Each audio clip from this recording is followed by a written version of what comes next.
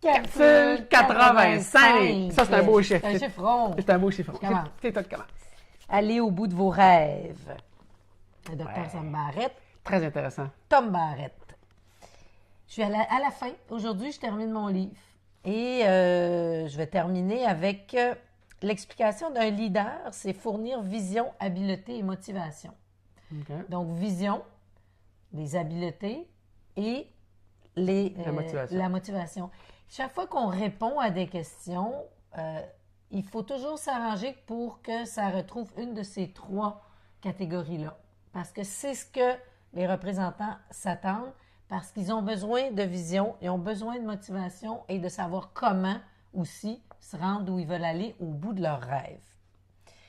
Parce que il y a toujours des gens qui ils ont un rêve, mais ils en parlent tout le temps. Ils ont toujours l'intention de faire quelque chose. Ils ont un projet qu'un jour ils vont mettre à exécution, mais c'est toujours tantôt, plus tard, demain. Et ça endort aussi et ça satisfait de savoir que éventuellement il va y avoir de l'action. Mais il n'y en a jamais. Ouais. Fait que finalement, ils les ont abandonnés, leurs rêves. Alors, il faut cette motivation-là, l'avoir, parce que de toute façon, aujourd'hui, c'est maintenant que ça se passe. Aujourd'hui, c'est la seule journée qu'on peut modeler puis qu'on peut gérer. Hier, il est fini, puis demain, il n'est pas encore arrivé. Intéressant. J'aime bien l'analogie de... il dit qu'on a 80 ans de moments d'action vraiment dans notre vie pour créer. Donc, les deux premières décennies, c'est agrandir, puis S'installer tranquillement. s'installer tranquillement. Donc, il met des jetons. On a 8 jetons. Il y en a 2 jetons qu'on utilise quand on est jeune. Après, il en reste 6 jetons. Et là, c'est bien de réaliser combien de jetons il me reste. Et il faut s'attarder aux jetons qui restent pour faire des choses et pas s'attarder aux jetons qui sont déjà passés. Ils sont déjà passés. Et je termine, on revient évidemment au marketing de réseau, dit à la fin du processus, vous ne serez pas uniquement rémunéré pour votre temps ou votre talent. Vous serez rémunéré pour avoir osé rêver, pour votre courage brut, pour votre foi indéfectible, la somme de ces qualités rares, est ce qui justifie les extraordinaires retombées dont vous profiterez en matière de revenus et en matière de satisfaction. Ouais, ça, c'est intéressant. Ça revient beaucoup dans ça, hein, la satisfaction. Très C'est bon? beau livre. Beau Oui. livre? Tu le recommandes? Fortement. Fortement. Bien, moi, je suis au début. Là, tu commences? Oui. Tu commences? Alors, moi, je fais une lecture qui est magnifique, Père riche, Père pauvre. Et c'est surtout que j'avais déjà écouté le CD de ça. Mais ça, c'est une édition 2017, toute chaude. C'est 20 ans plus tard. Alors, c'est écrit par Robert Kiyosaki. Donc, c'est quand même une référence dans le domaine des finances personnelles. Écoute, il y a plein de choses à dire. Je vais essayer d'aller au plus court, mais je vais prendre un petit peu plus de temps. Père riche, Père pauvre est un point de départ pour quiconque souhaite prendre le contrôle de son avenir financier. Fait que moi, je vais parler d'argent. Mais ça, c'est un pédagogue. C'est quelqu'un qui a appris d'un père pauvre et d'un père riche. Son père pauvre était son père biologique et son père riche est le père de son ami qui est un entrepreneur qui l'a influencé. Et il en a fait ses deux pères. Donc, parce que ces deux pères lui ont appris des choses. Et évidemment, un plus sur l'argent que l'autre. Ce livre est dédié à tous les parents du monde car ils sont, pour leurs enfants, les premiers, les plus importants pédagogues. Et également à tous ceux qui éduquent, influencent et guident par l'exemple, que ce soit des employés ou autres. Des jeunes qu'on côtoie. Des jeunes qu'on côtoie, etc. Ça commence fort parce qu'il y a 20 ans aujourd'hui, puis il commence avec les Beatles. Quand les Beatles ont sorti un de leurs plus populaires albums en 67, c'était Sgt. Pepper. Ça a battu tous les records, c'était puis c'était aux États-Unis, au Royaume-Uni. Il dit, moi, ça n'a pas été aussi fructueux. Il y a 20 ans, donc en 97, il a sorti son livre. Et il disait plein de choses que les éditeurs, de par leur éducation financière, ne voulaient pas ou ne pouvaient pas accepter. Alors, c'est très intéressant parce qu'il part de ça. dans son livre, et il parle d'éléments qu'on se refuse d'accepter parce que parler d'argent, c'est pas bon. Parler d'argent au repas, c'est pas bon. Vouloir avoir de l'argent, c'est pas bon. Mais c'est faux. Parce qu'un des plus grands mots, il y a une phrase là-dedans qui dit que le désir de l'argent ou l'amour de l'argent, c'est un des plus grands mots. C'est vrai si c'est mal géré. Mais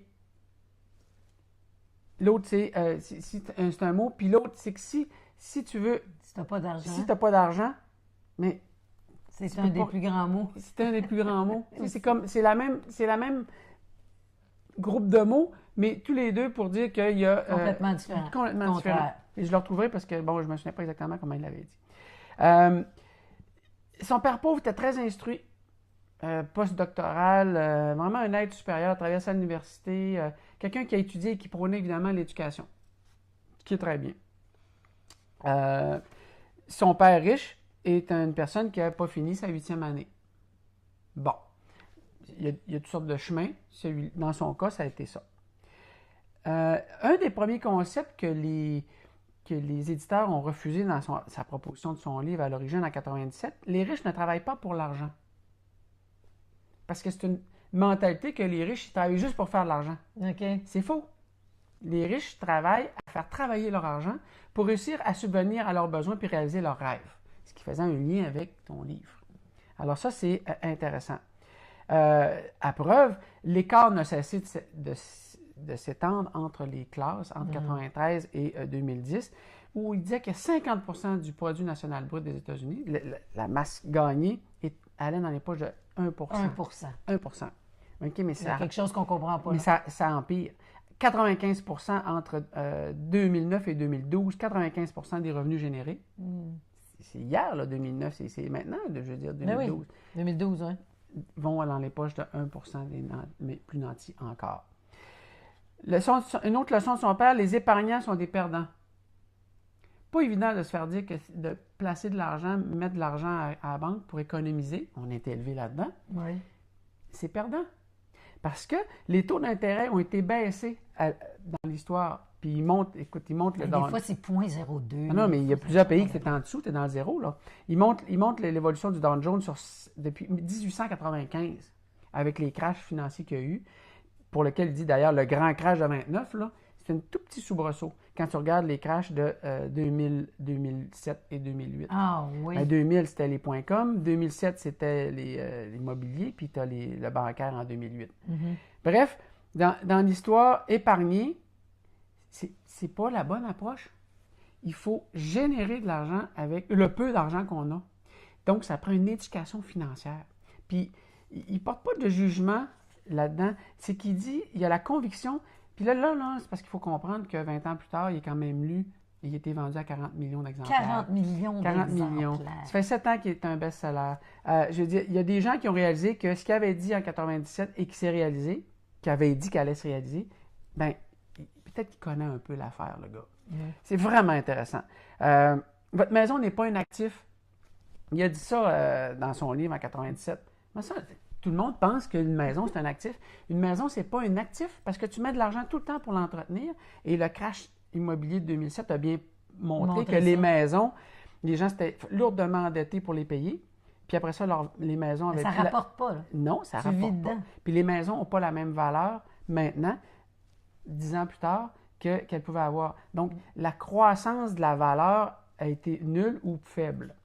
Bref, c'était des affirmations quand même assez importantes. Moi, j'ai été élevé dans l'idée qu'une maison, c'est un actif. Ben oui. Mais d'ici, vous pensez que votre maison est un actif, c'est le seul actif que vous avez, vous êtes dans le trou. Vous êtes dans le trou. Il faut penser à autre chose. Votre plan n'est pas bon.